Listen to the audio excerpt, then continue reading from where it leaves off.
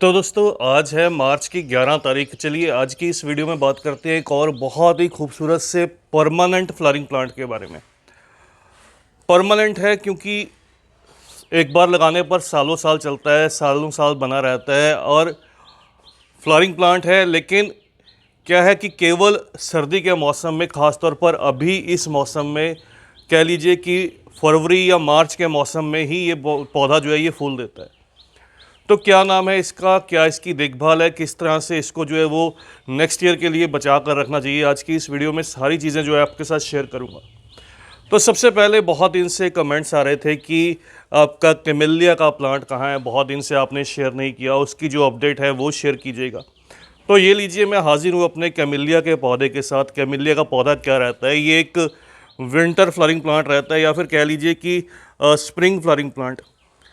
तो इस समय पर ये देखिए इसमें कलियां बनने लगी हैं। लगभग मेरा ये पौधा अभी जो है ये 3-3.5 साल का हो चुका है। तो 3-3.5 साल पहले मैंने इसको ग्रो किया था। सबसे पहली बात, नर्सरी पर कब अवेलेबल रहता है। नर्सरी पर मोस्टली ये जो प्लांट है आपको सर्दी के मौसम में, खास तौर पर अक्टूबर नवंबर से लेकर मार्च अप्रैल तक के मौसम में दिखाई देगा। हाँ, कभी कभार कुछ एक नर्सरी पर अगर इसके पौधे बच जाएं तो आपको गर्मी के मौसम में भी दिखाई दे सकता है। लेकिन इसको अपने पास प्लांट करने का, ग्रो करने का, गमले में रिपोर्ट करने का जो सही समय रहता है वो सर्दी का ही रहता है, या फिर अभी आप लगा लीजिए फरवरी मार्च या मैक्सिमम अप्रैल तक के मौसम में आप इस पौधे को जो है वो रिपोर्ट कर सकते हैं। तो मैंने इस पौधे को 3-3.5 साल पहले जब परचेज़ किया था तो 125 रुपये, 125 रुपीज़ में परचेज़ किया था। तो लगभग इसी रेंज में आज भी ये पौधा मिल जाता है, 100 से 150 की रेंज में। थोड़े बड़े शहरों में हो सकता है कि ये कॉस्टली भी दिखाई दे, लेकिन हमारे अंबाला के आसपास की नर्सरी में अच्छा हेल्दी जो प्लांट है इसी रेंज में अक्सर मिल जाता है। तो ये देखिए एक दो पत्तियां इसकी जो हैं वो ड्राई होने लगी हैं। थोड़ी थोड़ी सी पत्तियां जब गर्मी बढ़ने लगती है तो इसकी ड्राई होने लगती हैं।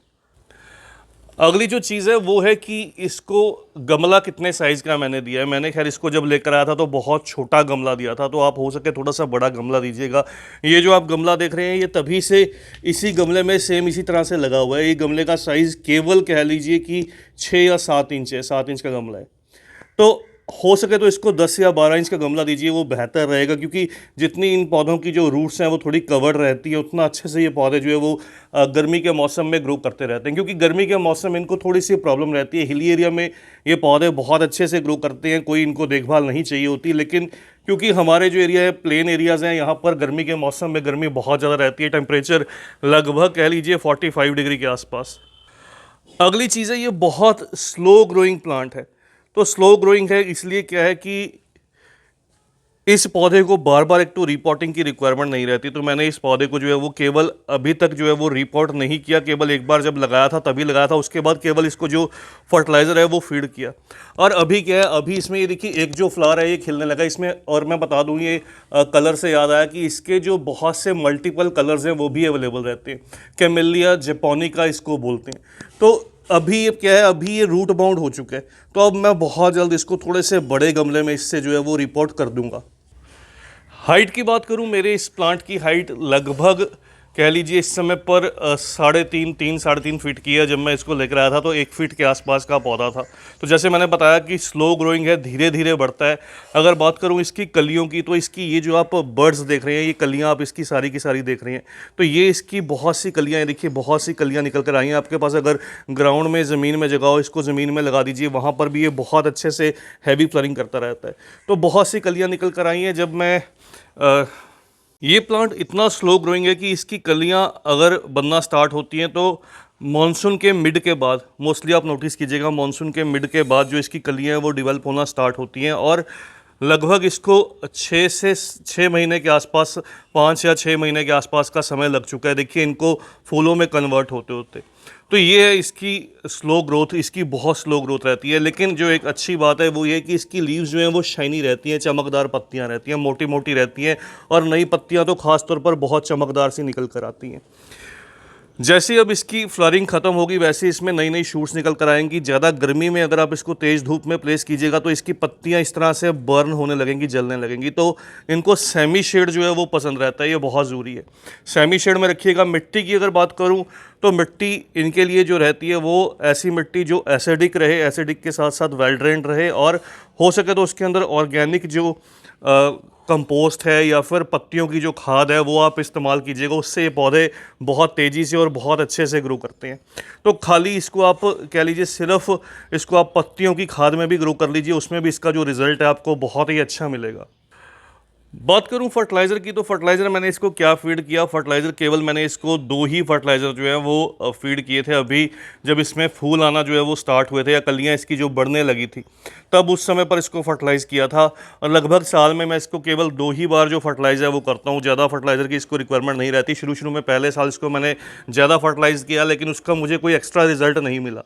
तो अभी इसको मैं केवल साल में 2 ही बार जो फर्टिलाइज़ है वो करता हूँ। फर्टिलाइज़र के लिए एक तो इसको जो सीविड ग्रैनुअल्स हैं वो इसको मैं दे देता हूँ अच्छे से, अच्छी क्वांटिटी के अंदर, ताकि बहुत से माइक्रो न्यूट्रिएंट और इस पौधे को जो है वो अच्छे से नाइट्रोजन जो है वो मिल जाए। साथ के साथ थोड़ी सी वर्मी कंपोस्ट या काउडंग जो भी अवेलेबल रहे वो इसको थोड़ी सी डाल देता हूँ, और साथ के साथ थोड़ी सी क्वांटिटी में बोन मिल।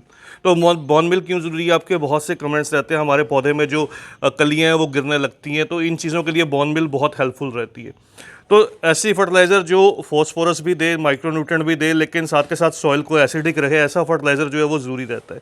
तो इसलिए वर्मी कंपोस्ट का भी इस्तेमाल ज़रूरी रहता है, माइक्रोन्यूट्रेंट का भी इस्तेमाल ज़रूरी रहता है, और साथ के साथ जो है वो बोन मिल का भी इस्तेमाल जो है वो ज़रूरी रहता है।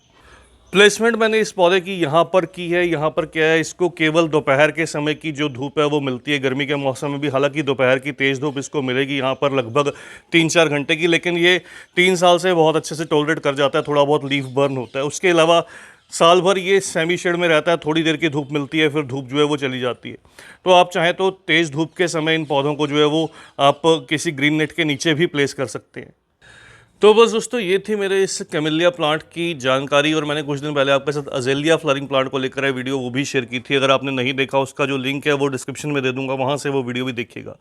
और जैसे इसके फ्लावर्स खिलने लगेंगे फिर से आपके साथ एक छोटी सी वीडियो जो है वो शेयर भी करूँगा। तो अभी केवल इसका पहला जो फ्लावर है वो खिलने लगा है। लाइफ की अगर बात करूँ तो लगभग एक बार खिलने पर 3 से 4 दिन इसका जो फ्लावर है वो प्लांट पर होल्ड करता है।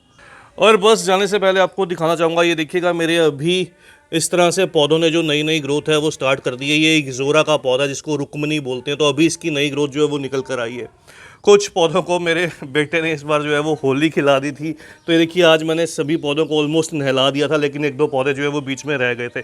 अभी गर्मी की शुरुआत है तो सभी पौधों को अच्छे से शॉवर करना, नहलाना बहुत ज़रूरी रहेगा। और ये देखिएगा ये पान के पौधे की जो नई ग्रोथ है वो निकल आई है। मुझे लगा था शायद ये सर्वाइव ना कर पाए, लेकिन इसने भी जो अपनी नई ग्रोथ है वो स्टार्ट कर दी है। तो बस दोस्तों आज की इस छोटी सी वीडियो में इतना ही। जल्द ही मिलते हैं किसी और नए टॉपिक के साथ, किसी और नई वीडियो के साथ। तब तक के लिए bye, happy gardening, take care.